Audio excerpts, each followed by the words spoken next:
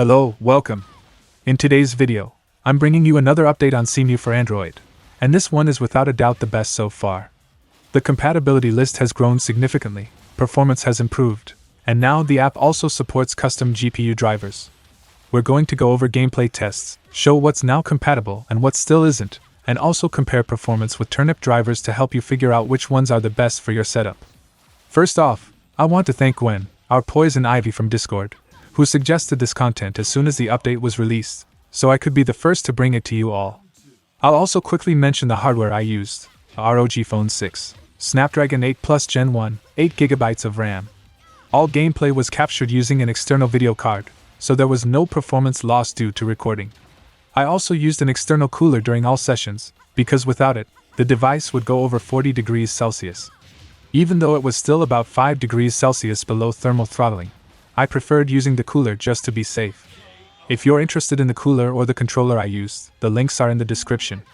Now let's talk about one of the highlights of this update: experimental support for custom drivers. And of course, I tested them to see if they're actually worth using, since there have been reports of low performance with some of them. For this test, I used Mario Kart 8 and compared 3 drivers: Mr. Purple's T19, Kimchi's R7, and the stock Adreno driver on the device. With Mr. Purple's driver, I averaged around 47 FPS. Kimchi's gave me about 50 FPS, a small gain. But with the stock driver, I got a solid 60 FPS.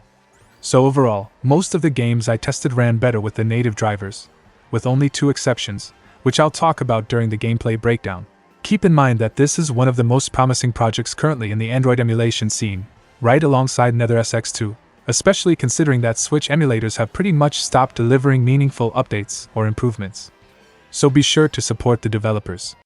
Let's jump straight into Mario Kart 8. As you can see, the game now runs at a full 60 FPS, and those old lighting and color bugs have been almost completely fixed in this latest update. Another issue that used to break gameplay was the infinite loading screen, and as you can see in the background, that's also been resolved. In this gameplay, I was able to complete an entire cup without any problems. No emulator crashes, no overheating, thanks to the Peltier cooler, and none of the old stuttering. I also tested the game at 1080p, though I didn't record that part, but even then, the performance barely dropped. I still think the best way to play this title is through Switch emulators, especially if you use the 64-bit update patch. But with Cemu improving and Switch forks stagnating, Cemu might soon become the smoothest way to play this game, even with less content. Next, I tested Batman Arkham City Armored Edition. Even without exploring the open world, anything above 30 FPS already makes the game very playable. A heads up for anyone wanting to try it: use your device's native driver. With custom drivers, performance dropped by around 50%. In closed areas, I easily got over 50 FPS with no slowdowns. There are some minor visual glitches though, and in open areas there were lighting occlusion issues. So if you plan to play it, keep an eye on those. I also tested Call of Duty Black Ops 2 and Ghosts. Unfortunately, Ghosts didn't make it past the main menu. BO2 did get in-game, but on my device at least, it's still too slow. And once again, the best performance was with the native driver. With custom drivers, performance drops by about 50%, like I mentioned earlier. The game mostly stays under 20 FPS, and crashes back to the home screen randomly. From what I could analyze, it doesn't seem to be a RAM issue, so with some optimizations, this game might become playable in future versions. I'll keep testing and post updates if anything changes. Resident Evil Revelations unfortunately is one of the few that still isn't playable. The game does launch, but the image is completely broken, as you can see on screen now. Still, this is progress, because it didn't even start before. We'll have to wait for improvements, as this could end up being the best way to play this game on Android. Even with the broken graphics, the FPS is decent and acceptable. I also tried Splinter Cell Blacklist, since I know it's one of the better looking titles on this platform. Unfortunately, I couldn't get past the start screen. The game does launch, but it freezes right at the beginning, preventing any actual gameplay. I tested Super Smash Bros., with 4 characters on screen.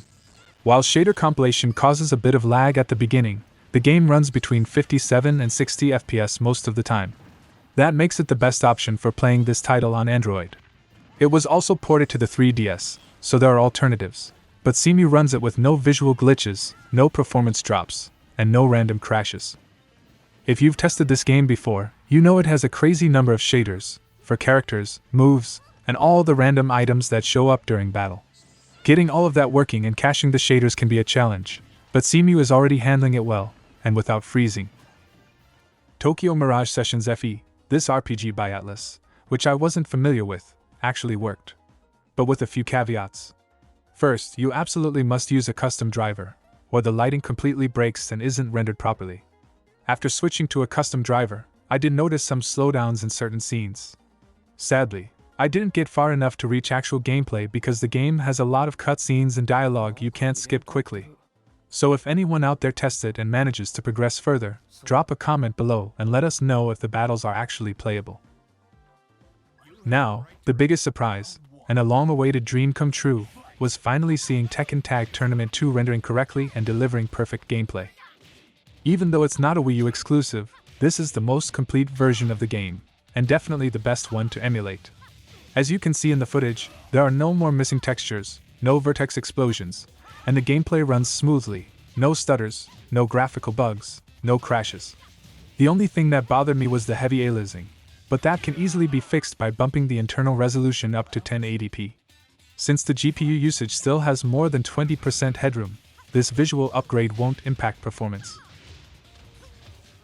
Yoshi's Woolly World, which already had decent gameplay speed in previous versions, still had some visual glitches, especially around the heads of characters and enemies. With this latest update, those issues have been fixed, and the game now runs much more smoothly. That said, it's still not 100%. Some transparent elements are still rendered in the wrong layers. Using a custom driver usually fixes that kind of issue, but you'll need to find one that doesn't cut performance in half, as we've seen with other games. If you want to buy original games while saving a lot, check out Instant Gaming, the digital store that sells games for various platforms, such as PC, PlayStation, Xbox, and Nintendo Switch. Get games of all genres with discounts of up to 95%. You'll also find a variety of gift cards and credits for other services. You can pay for your order through your credit card on a website with a 4.7 rating on Trustpilot. You're buying games directly from Instant Gaming, not from other retailers. If you encounter any issues, Instant Gaming offers 24/7 support. And this month, Instant Gaming is offering a great discount on the newly released Monster Hunter Wilds, with up to 51% off, ensuring the lowest historical price for the game. Check out the price comparison with Steam's pricing. What are you waiting for to save? Links in the description. Before we get into the tests you've all been waiting for in Zelda Breath of the Wild, don't forget to leave a like on the video. It really helps the platform recommend it to more people. And if this is your first time on the channel, consider subscribing so you don't miss any future updates. And last, but definitely not least, I tested the long-awaited Zelda Breath of the Wild.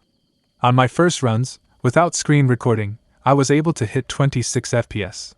But when I started recording, I noticed a significant performance drop. Even after restarting the device, performance didn't return to normal.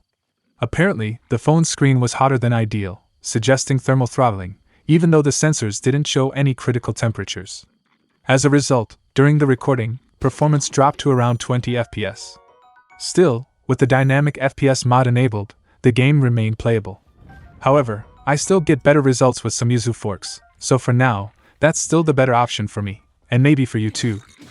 Think of this test as a demonstration of just how far Cemu has come.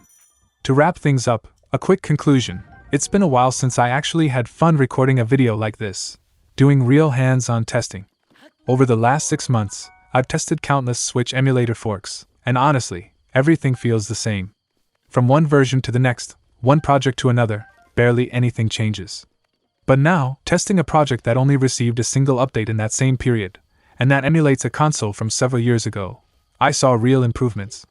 Games that didn't even launch before are now fully playable, and the project shows a much more promising future. I know some of you will say the Wii U library is small and doesn't have many of the games you want. But right now, this is what we've got, and honestly it's the project most worth following and supporting at the moment. The download link is in the description. Thanks so much for watching, and I'll see you in the next video.